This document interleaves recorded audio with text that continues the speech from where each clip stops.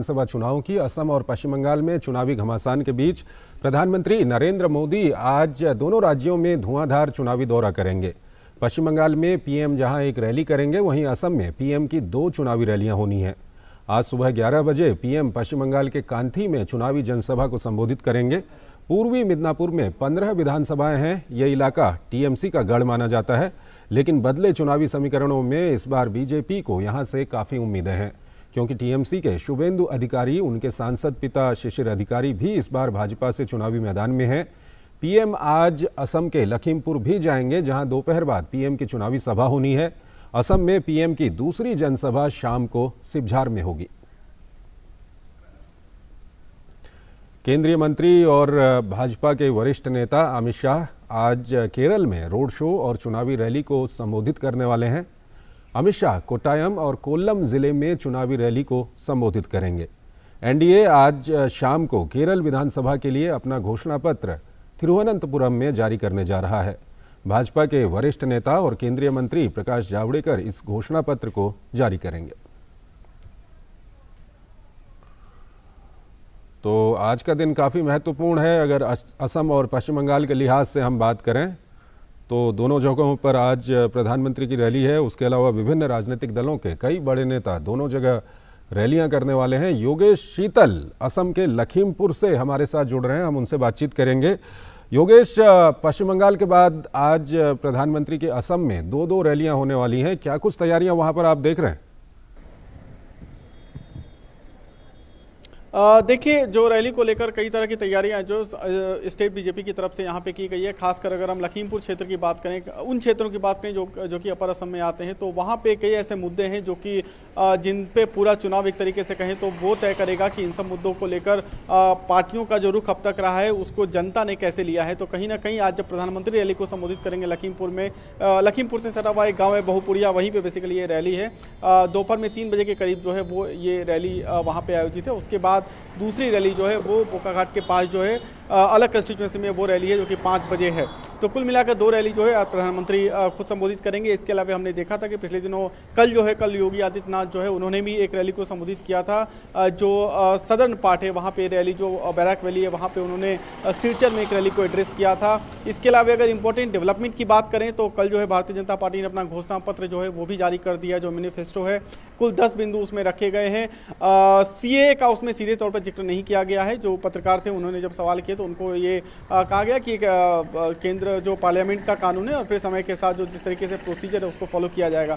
NRC को लेकर एक बात जो है वो मैनिफेस्टो में कही गई है बीजेपी के द्वारा कि जो संशोधित जो है वो उसको किया जाएगा, क्योंकि कई तरह के कंसर्न जो है वो भी हम लोगों ने देखे थे रिसेंटली एनआरसी को लेकर। इसके अलावा जॉब की बात उसमें है, फाइनेंशियली इंक्लूजन की बात है, बेसिकली समावेशी विकास। अगर मैं आपको एक शब्द में कहूँ 10 बिंदु के बारे में, समावेशी विकास जो इंक्लूसिव जो डेवलपमेंट है उसको लेकर जो है जोर दिया गया है भारतीय जनता पार्टी की तरफ से। अगर कांग्रेस की तरफ से बात करें तो पिछले दिनों कांग्रेस की तरफ से भी मैनिफेस्टो जारी किया गया था। राहुल गांधी वहाँ पे मौजूद थे।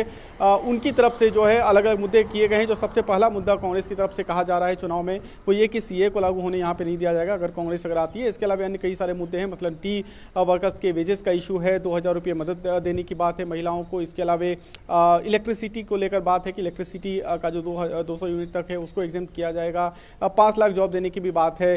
तो कुल मिलाकर जो है अलग अलग बिंदुओं पर कांग्रेस का भी फोकस रहा है। आज जो रैली है उसमें देखना है कि और कितना ज़्यादा जो है कई नई चीज़ें अगर कुछ सामने आती है तो, क्योंकि मैनिफेस्टो के बाद ये पहली रैली है जो पीएम की होगी। जी योगेश, आप कई दिनों से वहाँ पर घूम रहे हैं, जगह जगह पे लोगों से बातचीत कर रहे हैं, और असम की हम बात करें तो वहाँ पर मुख्य मुकाबला बीजेपी और कांग्रेस के बीच में रहता है, और इस बार कांग्रेस और एआईयूडीएफ का भी अच्छा संबंध वहाँ पर बना हुआ है। और असम के कई इलाके हैं, चाहे हम बोडो एरिया की बात करें या सिलचर की बात करें या दूसरे इलाकों की बात करें, वहाँ पर घुसपैठियों का एक बड़ा मुद्दा वहाँ पर रहा हुआ है।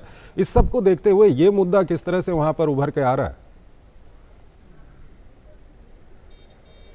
देखिए, इन्फिल्ट्रेटर्स का मुद्दा जो है वो रहा है पूर्वोत्तर के अलग अलग जगहों पर, और खास करके अगर आप यहाँ की बात करें असम में तो यहाँ भी रहा है। और यही वजह थी कि जो एनआरसी और सीए को लेकर यहाँ काफ़ी ज़्यादा जो है वो आक्रोश भी लोगों में था, एक सेक्शन में काफ़ी ज़्यादा आक्रोश था। हालांकि फिर धीरे धीरे करके जो प्रोपेगेंडा बेसिकली इन सब कानूनों के खिलाफ, इन सब जो स्टेप्स थे इनके खिलाफ किया गया, तो उसको भारतीय जनता पार्टी की तरफ से, सरकार की तरफ से कई जो अलग अलग स्टेप्स होते हैं वो लिए गए थे, ताकि प्रोपेगेंडा जो है उसमें लोग उसका शिकार न हुए और जो सही जानकारी है वो यहाँ तक आ सके।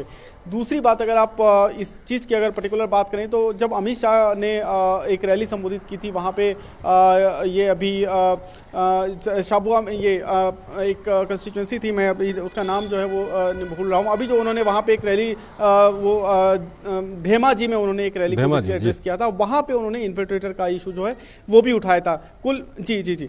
तो इसके अलावे अगर आप देखें तो जेपी नड्डा ने भी जो रैली को एड्रेस किया था उन्होंने भी उसका जिक्र किया था, और खुद पीएम जब पिछले दिनों शाबुआ में रैली एड्रेस कर रहे थे उन्होंने भी उसका जिक्र किया था कि किस तरीके से जब बीजेपी की सरकार आई तो किस तरीके से इन्फिल्ट्रेटर और टेररिस्ट को टैकल किया गया, उनको ओवरपावर किया गया। 2000 जो संख्याएं, जो अमित शाह ने संख्या दी थी कि 2000 के करीब जो आतंकवादी उन्होंने जो है आत्मसमर्पण किया। तो ये सब चीज़ें जो कहीं ना कहीं है ये है। और पिछले अगर आप देख लें तो करीब एक दशक से देख लें, क्योंकि देख रहे हैं कि अगर केंद्र में अगर हम देख लें तो बीजेपी की सरकार करीब 10 साल वहाँ पे रही है, उसके बाद जो है वो सरकार वहाँ पे रही है। तो जिस तरीके से यहाँ पे वो काम जिस तरीके से किया गया यहाँ पे केंद्र और राज्य के साथ एक समन्वय करके जो भी वैसे अलगाववादी तत्व थे या फिर जो ऐसी ताकतें थी उनको जिस तरीके से मुख्य धारा में लाया गया, तो इन सब चीज़ों को लेकर जो है भारतीय जनता पार्टी की तरफ से बार बार इसका जिक्र किया जा रहा है।